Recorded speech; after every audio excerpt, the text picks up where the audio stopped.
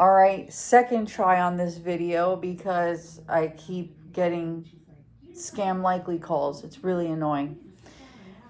So let's talk about EMDR therapy. I've been doing EMDR therapy for almost a year now, if not a year, but I think almost a year. Shout out to my therapist. Prior to EMDR therapy, I had already gotten started on doing a lot of inner work, but I started seeing that I was struggling with a few things.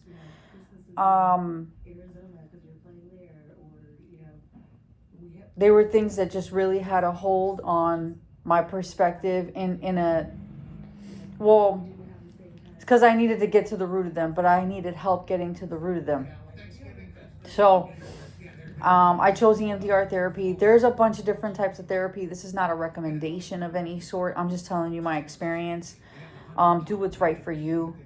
But I chose EMDR therapy because that is a therapy modality that helps you directly get to the root itself.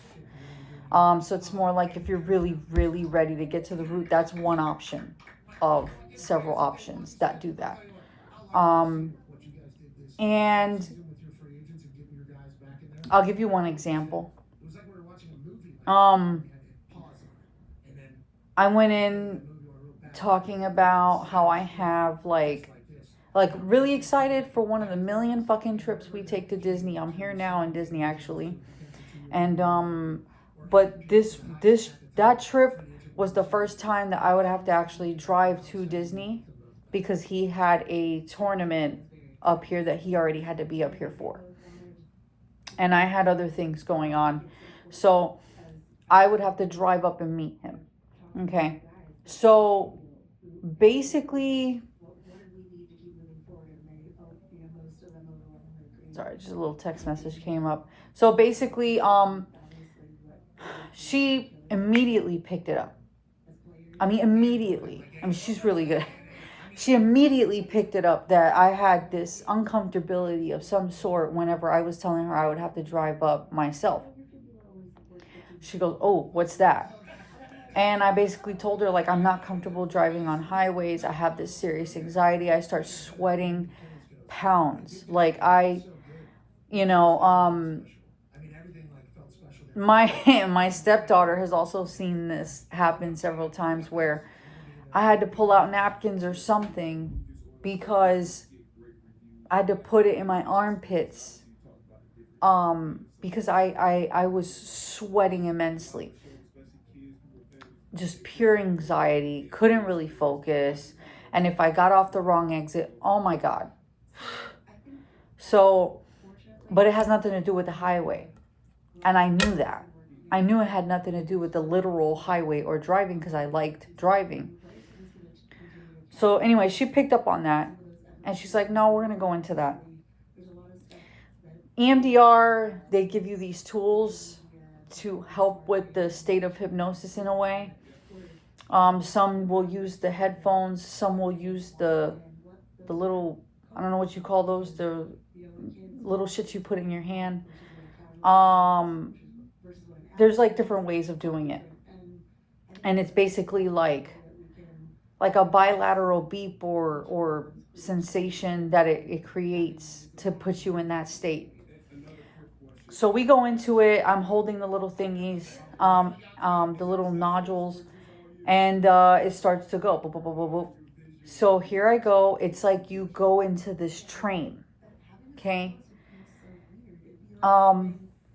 It's like I'm on a train now, right? And the train has these windows on the side. And the windows on the side, as you start to go and move, the windows start to show you bits and pieces of memories, feelings, sensations, at times even smells that I picked up on at least. But the ones that come through the most are bits and pieces of the memories and the feelings. And so sitting there really going into it, and where it took me was a very, very dark, pitch black. I was like, whoa, I can't see anything. And this is all medical. This is not trippy shit. This is all medical. This is real. You are like, I went into this place of just pitch black. I was like, I can't see shit. And then, okay, keep going. And then all of a sudden I see myself, like I see all pitch black around, but only a light on like a white car. It was a white Toyota Avalon. And I was in it. And immediately it took me back to when that actually did happen. It took me back to, I think, 22 years old, like 21, 22-ish. I was homeless. And the car actually belonged to, at the time, my boyfriend. Like, he's now my ex. But he let me drive the car, and then I got lost. Anyways,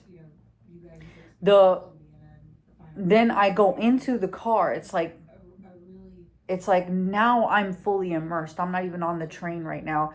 I go into the car and I see her. I see me then. So I see her and she's in the driver's seat and she's scared. She's terrified. Now, this is symbolic too, because this is basically like the cars and the steering wheel is like direction of life. And I didn't feel in control of the direction of my life at the time. And I was terrified. And I also felt very alone. I felt very alone. I felt very, what's the word for it? So I felt very alone. I felt very scared. I felt like the people who were supposed to be there for me, don't get me wrong, I'm grateful that he was, but the people that I felt were supposed to be there for me weren't. They all turned their back on me at the time, and it was it deeply affected me, okay? So at that time in my life, I was in a dark place. And mind you, this did literally happen too. There's a literal aspect to it because I was stuck and lost on a highway in the middle of the night where there was no light. I mean, I literally freaked the fuck out. But it's more metaphorical than it is literal.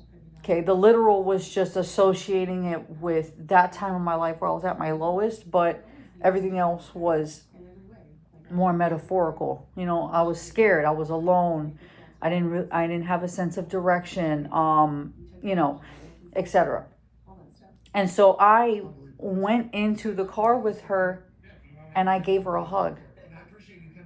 And I see the loneliness and the fear on her face. I mean, I felt it. And I was like, wow.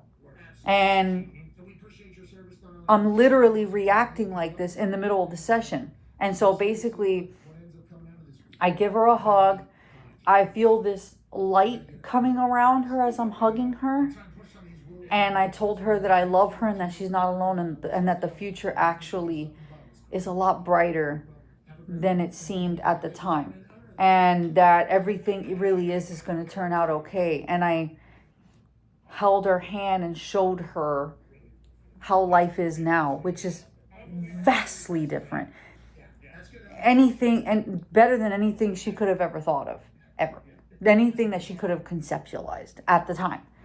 And I gave her a hug. I told her I love her. And to keep holding on, but that thank you that you kept holding on. Thank you that you didn't give up, because the future is this. This is what actually came from this. This is where I'm at today. And so there was like a integration I felt that happened there. But I told her, come with me. You're safe with me. Da da da. So after I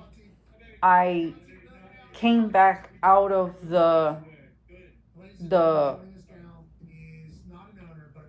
that vision, it felt like I basically told her that she's safe, that she's okay. She doesn't end up alone. That's not what happens. And a sense of direction is actually born of those dark moments. And that, thank you for holding on. Thank you for being so strong. when she could have easily just gave up. And I know plenty of times she wanted to and attempted to, but that I thank her for her strength.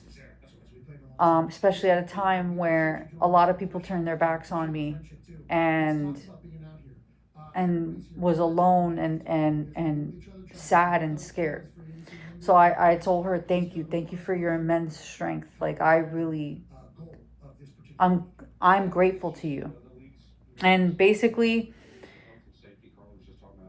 after that, when I got on the highway, I haven't had the fear of the highway ever since. Hey, baby. I haven't had the fear of the highway ever since. And I don't feel that anymore. I don't feel the anxiety. I don't feel the sweating and all this anymore. It's actually peaceful. So she was successfully integrated into me and now feels safe. Same thing with my inner child and my inner teenager, which I'll tell you that in a different video. But I don't feel these anxieties now on the highway. It's actually peaceful.